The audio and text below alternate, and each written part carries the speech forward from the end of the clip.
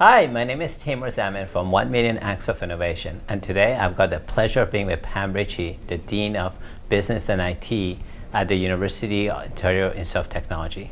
Pam, welcome and thank you for being here today. Thank you very much for inviting me to be here today, Timur. Pam, one of the things that we hear in terms of innovation in Canada is why are universities and colleges not commercializing? Why is it they're failing? And arguably, you could say government thinks universities and colleges are not innovating. There's a commercialization is a failure. Kind of tell us what's going on underneath those universities and colleges. What's the conversation? So, well, the conversation is a little bit befuddled on the part of the university and colleges, because when did we get told we were supposed to be doing commercialization and taking to market? We think that our role is predominantly teaching and research. And those are skills that are really, really important for innovation and for new product, but they're not the skills that take the actual new product and take it out into the marketplace. Those skills are very specialist too, and very, very important too, but they're not what academics do.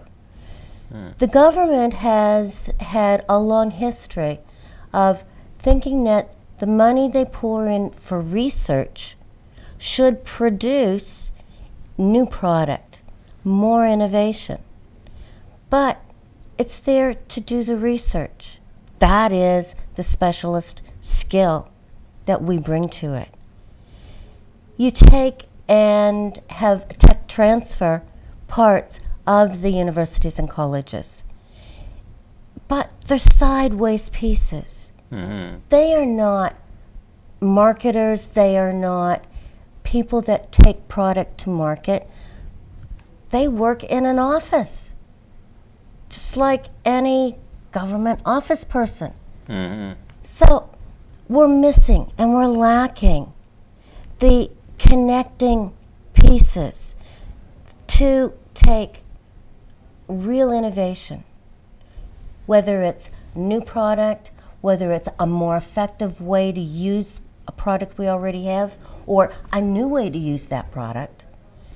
We need specialists who can walk in and work with the researchers to help identify that there is a market for that product. And then to find the money to actually transition from a concept to a market product. And that's usually the venture capitalist field. But our traditional venture capitalists take and invest the money and then expect the people that they invest it with to go out and produce the return. But now we're back to the researcher who now knows how to dig out the answers, knows how to write really interesting algorithms, but doesn't know how to even find out who might buy the product. So we have had a change going on where some of our venture capitalists have come to the conclusion that they need to be that connector to help bring the idea to production. And that's a lot of where we're going to see our students going, because they're our students. We involve our first year students in our research because they're intrigued. And the best research we do is when we're working with other people who are intrigued. And so through their university adventure, they start to learn and participate in the research, but they know, very many of them, that digging out the answers and sitting in front of that computer terminal all day long is not what they want to do. They want to take that skill in research that they have and go out and be entrepreneurs, develop that market for the product. So we're seeing our students starting to move together, looking for an opportunity to work with us, create the knowledge, the new product, or the more effective way to use what we currently have, and reach out to try and find interested VCs who will take their ideas and work with them. And Very they cool. are going to expand themselves into the next lot of venture capitalists. Very cool. So Pam, relative to some of your peers that I know of around the world, I think you've done a fantastic job of trying to build an interface between business and this thing called commercialization. I know government is, I got the sense that you guys are full of idea people. You can come up with a solution, but don't ask me to commercialize something. I'm not designed to do that part of it. But you seem to be working really hard in building that interface. What are some things that you're finding to be successful? So context. I am an academic, but I'm one of those entrepreneurial academics. Oh, very cool. I've looked at it throughout my entire career, and I've been associate dean, I've been dean. I've worked a lot with the research offices in various different institutions, and it's always puzzled me. We have such fabulous IP that goes nowhere because we don't know how to do it. And we don't know that we don't know. So I've taken a long time trying to explain. The part that we don't know. Yeah, exactly. Not just to my research colleagues who say, well, it's my IP. I want to be involved in developing this. And I sit there and say, so you want to go pound the pavement and knock on doors and try and sell a vacuum cleaner? No. Well, that's what getting out there and getting your product out when it's a brand new product that nobody knows anything is about. That's how you have to do it. Oh, I don't want to do that. Well then, let somebody else take it, because you don't know what you don't know. And that's not what your specialization is. You've spent 18 years getting an education to be able to develop those fascinating algorithms that turn out such incredible super duper games. But you haven't spent any time learning how to sell your vacuum. And to sit down and talk to business people and say, we speak a different language. Well, I need to be an integrator because I've seen that as my role and I've learned how to be an integrator. I can take our super duper techies and translate to the business accounting folks who they need to account to what they're saying. And I can translate those business accounting folks' questions and needs back to our techie guys. I learned how to integrate for them. I haven't yet learned how to integrate to government. And I think that's because they're too scared to let me talk. I love it.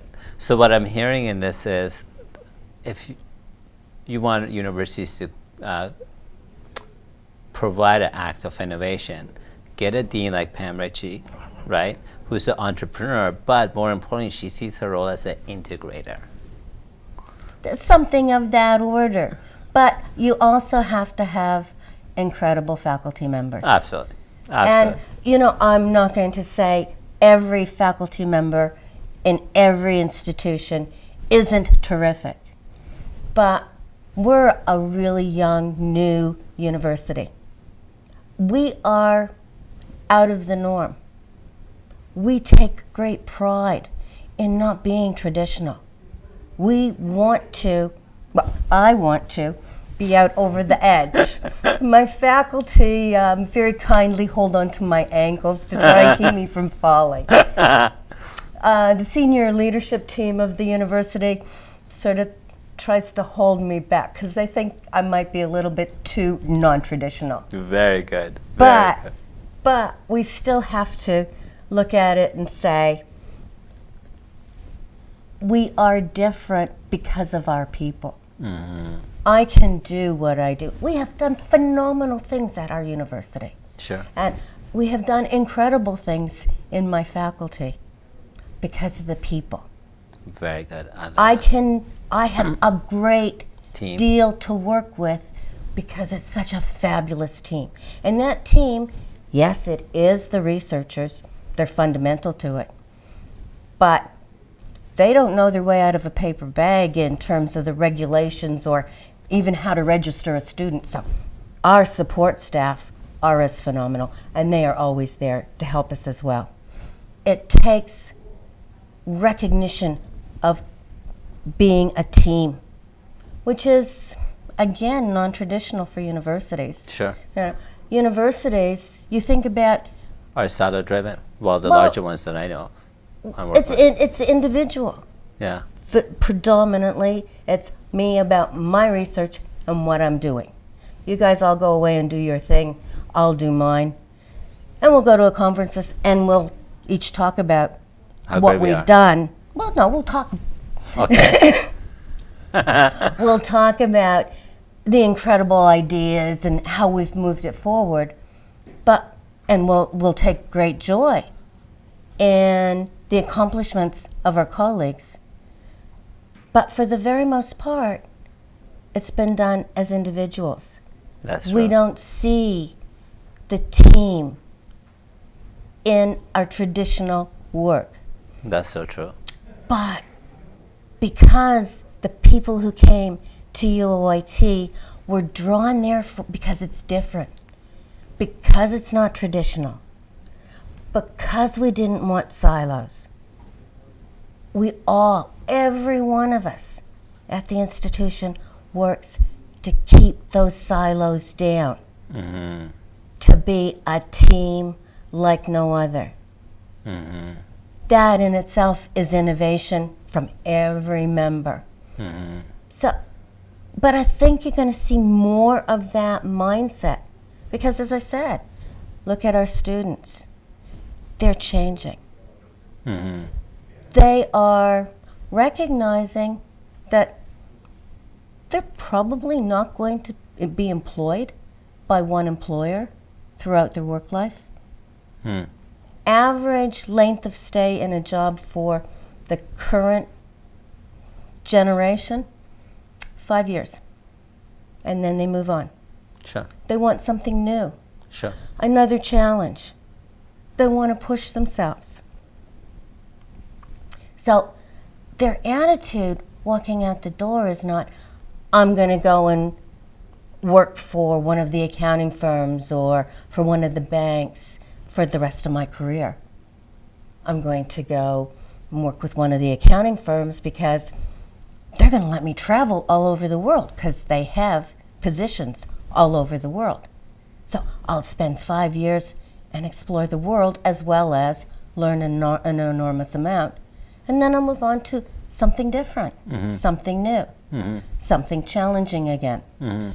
So with that difference in mindset from our younger people, you're going to see, and we are already seeing that in our students, and we're seeing it in our graduate students. Our graduate students now work in a team. They are looking for the opportunity to work together. And they're coming to me saying, how can we market this product? To the extent that we have created a small incubator at the university for the students who have come to us and said, we want to learn how to go to market. Very cool. And in doing that, I've recognized very clearly, even my marketing faculty members don't know how to take it to market because that's not their area of specialization. Right. They're researchers. Right. You need people who are actively out there involved who can go out and identify, is there a viable market? And then another specialist to take it to market. So we're already seeing that change, and I think it's going to be a phenomenal change for universities and colleges, government, and our entire society and economy. And we have to make it work faster. Because That's innovative. hey, We're full of innovation. You just have to listen. I was listening. You didn't see? use the word innovation. You said we're not innovators, we're researchers. But I want to do it faster. Researchers are innovators. You can't have innovation without The research. I agree. It's the foundation of it. I want to ask you another question, if I may. Why are you so passionate about the innovation series? Because I want it to go faster. And this is the way to make it go faster. But it's also the way to reach out to our young people and let them know that we see the changes that they want to see in our society, our economy, and that we want to work with them. I do not think we can afford to alienate our younger generations, such as was done in the 60s with the Woodstock or the parents' reactions to the Beatles and things such as that. We want to reach out and be partners in the life experience of our young people. That is the way that Canada is going to not just continue to grow and flourish, but thrive. We have a fabulous country. We have fabulous concepts of acceptance of each other's differences and celebration of each other's differences. Let's stop being stultified by tradition and reach out to them and say, yeah, we're older, but we're not inflexible. And we want to help, and we want to be partners. I love it. If you were talking to the audience, if you're talking to CEOs or some of your peers from other universities, why do you think it's important for them to come to an innovation series? What is it that you're hoping that they would accomplish out of it for themselves? Because UOIT is such a different university, we have accomplished things that for years traditional universities never thought could happen. Wow. And we've done it. It's important for my colleagues across the country to see not just that we tried, but that we have succeeded beyond our reasonable expectations. We run a master's and PhD program in computer science across 3 separate faculties. And it works. And we've got fabulous students in the program who think this is just the way it should all be. We have graduate students from other faculties, other programs, walking up and saying, why can't we do that too? You have to see it to believe it. You have to see it to believe it. Awesome. Thank you, Pam. You're welcome. Thank you.